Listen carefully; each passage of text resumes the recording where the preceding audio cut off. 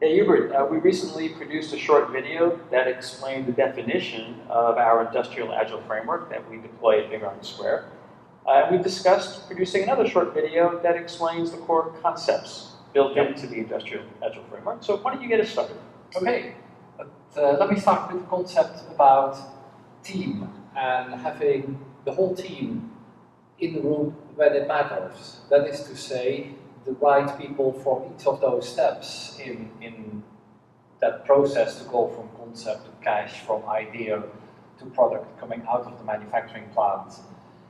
When we have the right people in, for example, an inspection, we produce a bit of a product and we inspect, and we have a services person or supply chain person in the room to do the inspection. They discover early what's missing or what could be better or what's wrong. And now it's easier and quicker to fix. It's a different concept, right? Because many organizations view something like manufacturing as a completely separate area from maybe our designers. Oh yes, right. And when we look at the front and the back, if you will, the sequential process thinking tends to come into play. Right, and then we get handoffs, oh, it's now their problem. No, the whole team owns that delivery from very first idea through design, through testing, through supply chain and acquiring parts, and do that as early as possible to discover issues as early as possible and fix them.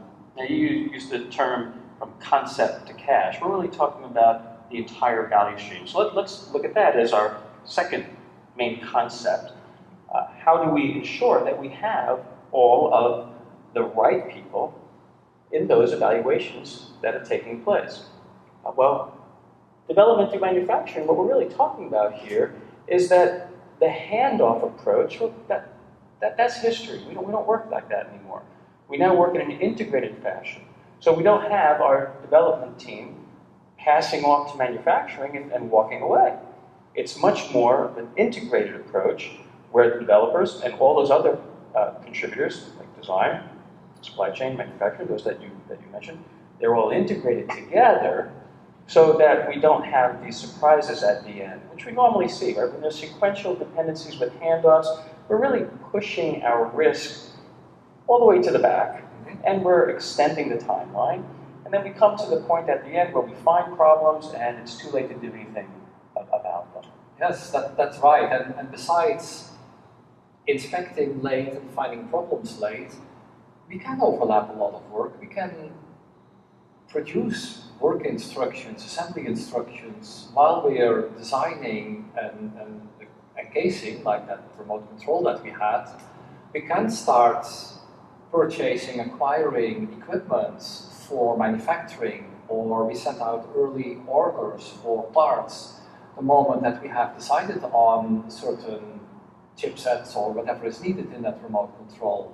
So it's not only that we don't find problems late when they're harder to fix, it's also an integrating of those steps, making the duration of the whole sequence a whole lot shorter. Yeah. And when we discuss this with organizations, well, next question they have is, okay, but how do we do that? How can we account for all those the contributors, the right contributors coming together? This brings us to our third core concept, which has to do with the expectation of continuous delivery. That we're not going to wait 3 years, 5 years, 7 years to get something to inspect and adapt. We're going to want something delivered in a fairly short increment of delivery time, so we can learn. Right, and short as in think weeks.